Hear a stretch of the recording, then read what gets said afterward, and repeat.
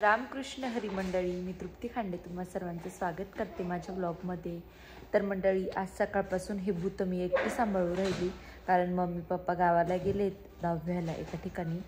तर यांनी एवढं त्रस्त केलंय ना गाईज, मी काय सांगू, माझं डोकं दुखायला लागलंय. नुसतं घरात पसारा करून राहिली मी, एका बाजूला आवरते एका बाजूला पसारा करते. आता मी नादच सोडून दिला, पसारा घालायचा तेवढा घाला म्हटलं, आवरणारच नाही आता. बरं तरी दादूही सांभाळायला नाही तर अवघड होऊन जातं यांना सांभाळणं.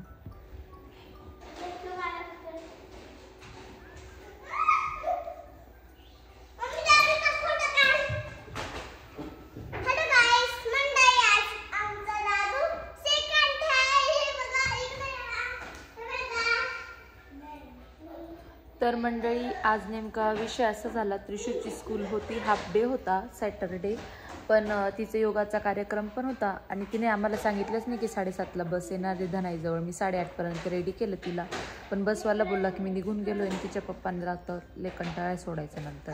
तर तिचे पप्पा पण तिला सोडायला गेले नाही आणि युनिफॉर्म वगैरे घालून सर्व रेडी केलं होतं आणि तिचा असा बंक पडला आजचा. मग तर आहे ती माझ्या डोक्यावर मिरे वाटू राहिली आता.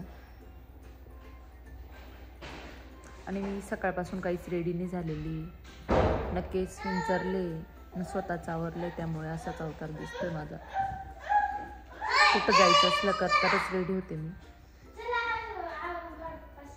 हा, पसारा आवरून काढा दादू, आवरत तिघांनी पसारा आवरा घरातला.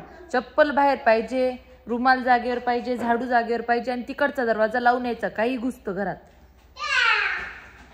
तर सकाळी ना आमच्या घरात आहे ना मोठा सरडा निघाला. बरं शुभ होते घरात, नाही तर माझी धांदळ चुडलीच ती बाहेर काढण्यासाठी त्याला. मी तर पाहूनच मला अंगाला काटे ताप आला नाही सरड्यांना. का कसं काय माहिती, किचनमध्ये आलेला होता, मला आवाज वाटला काहीतरी झालेला, मग यांना म्हटलं काहीतरी आहे इथे, तर सरडा होता.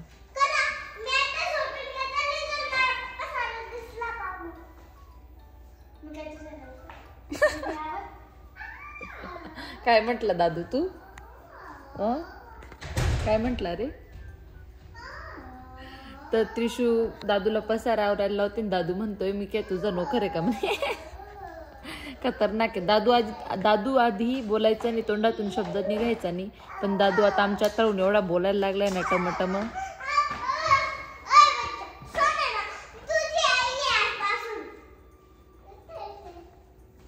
चांगले बांधलेले केस होते ना त्रिशू, ही मुलगी अशी करते. आता मग अशीचे केस कसे होते, एकदम छान होते ना, असे भूतासारखे करून घेते. लोकांना असं दाखवत तुझी मम्मी तुझं आवरूनच देत नाही. कोणी अचानक आलं तर कसं दिसतं ते. काय छान आवडते.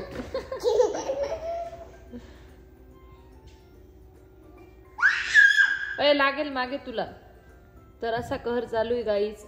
यांना फोन केलाय मी, या लवकर, नाही तर मला लवकर मेंटल हॉस्पिटलला द्यावं, ऍडमिट व्हावं लागेल. आता बोलायचं सुचत नाही, खूप त्रास दिलाय यांनी. मगाशी मला कानाने पण झोपण्यासाठी खूप जास्त त्रास दिलाय. तर माझा वैतागलेला नवरा माझं पार्सल घेऊन आलाय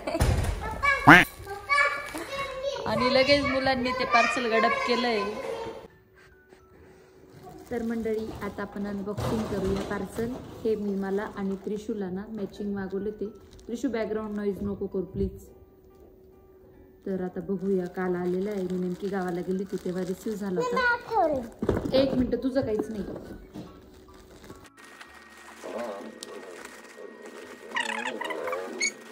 तुलाच आहे ना बाई, तुला मला.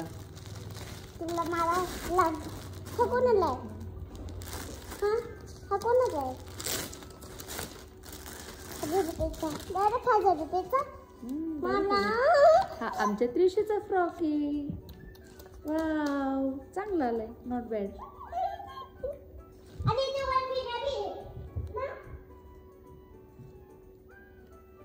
आणि याच्यावरच मॅचिंग मला मागवला आहे हा फ्रॉक.